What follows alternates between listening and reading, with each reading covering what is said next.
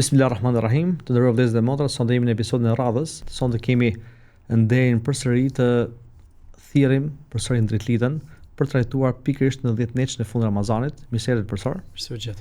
Kënaqësi për të trajtuar pikërisht temën e rëndësishme që tashmë trajtohet vazhdimisht nëpër televizione apo nëpër rrjetet tona sociale, kërkimi i natës së Kadrit.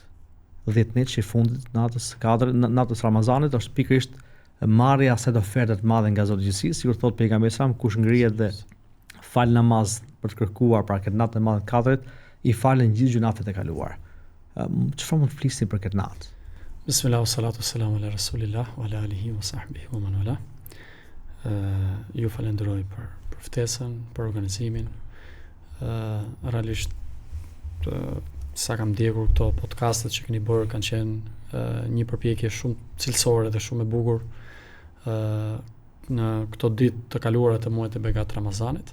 Dhe inshallah janë peshorën e veprave tuaja të mira, tuaja dhe gjithë atyre që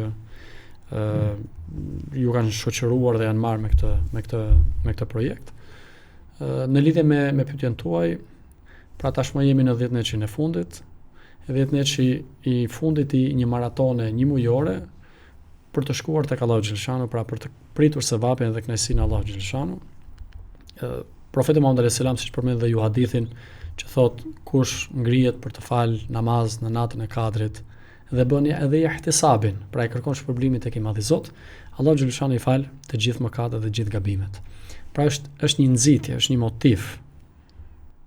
Pra për ta nxitur njeriu që të ngrihet pikërisht në natën e Kadrit. Pse duhet të ngrihet njeriu në veçantë në natën e Kadrit dhe pse pikërisht i ka dhënë këtë vlerë Allahu xhaleshanu natës së Kadrit dhe pse edhe shpirtërisht njerëzit në natën e Kadrit është e habishme edhe jo muslimanë na xherojnë.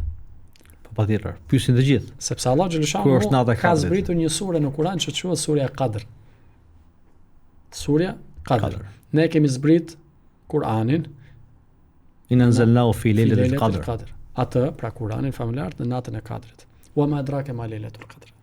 Është të bëri ty të dish se ç'është nata e Kadrit. Pra nga e di ti se ç'është nata e Kadrit, nuk e di. Sepse njeriu nuk ka informacion për gajbin, për të fshehtën. Ka nevojë që të marrë informacion nga Kur'ani familjar për të kuptuar se ç'është nata e Kadrit. Nata e Kadrit thot Allahu xhaleshanu pastaj është më e mirë se sa 1000 muaj. Më e mirë se sa 1000 muaj. Alf shahr. Pra më e mirë se Lailatul Qadri khairun min alf shahr. Tanazzalu al-malaikatu war-ruhu fiha bi idhni rabbihim min kulli amr. Pikërisht në atë natë zbret Allahu xhaleshanu engjëjt e tij, me krye engjëllin Xhebrailin alayhis salam. Bi kulli amr. Pra me gjithçka që do të ndodhi deri në natën e Kadrit. Tjetër. Që do të thotë, ne e presim kaderin e Zotit, e presim atë që do të ndodhi në jetën tonë, për deri në vitin e ardhshëm, e presim duke adhuruar Zotin, e presim me të mira, e presim me dua, e presim me namaz, e presim me lutje, e presim me përgjërim. Me shpresë se ky kaderi dhe ky bereqeti i Allahu xhaleshanu dhe ajo që do zbresi Allahu nëpërmjet engjëve është hajër për ne. Pastaj dhe në fund Selamun hiya hatta matla'il fajr. Është paqe deri në agim, pra deri në mëngjes. Po është habishme.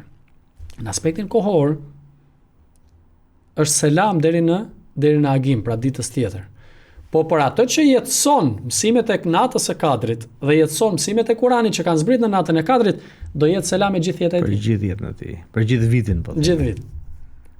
Dhe imagjinoni çdo vit vjen nata e Kadrit dhe jeton me këto vlera, i bie gjatë gjithë jetës tij. Njeriu është në selam, që do thotë edhe vdekja dhe pas vdekjes do jetë selam, sepse njeriu do jetë në botën tjetër siç është në dunja. Dakor, ne kemi po themi kalendarin tonë, themi natë 26 e Ramazanit dhe 74. Si faktësi është e vërteta?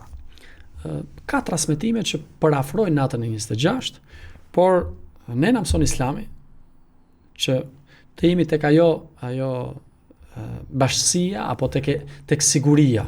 Falni për me fjalë ditë 26, natë 27. Nata 27. Sepse pra ka transmetime nga shokët e Profetit Muhammed alayhis salam, por për të qenë brenda dhe të largohemi nga këto diskutimet akademike mes hoxhallarëve, mes dietarëve dhe studiuesve, ne fillojmë 10 neçin e fundit. E konsiderojmë si natë natë Kadri. Nëse nuk qëllon nata 21, do qëlloj nata 22. Nëse nuk qëllon nata 22. Pra i 10 neç i fundit po themi aty jemi brenda. Kërkim për këtë natë madhe. Për natë të madhe. Dhe ka një element shumë të rëndësishëm që duhet kemi parasysh, dhe këtë nuk duhet ta bëjmë për natën e Kadrit.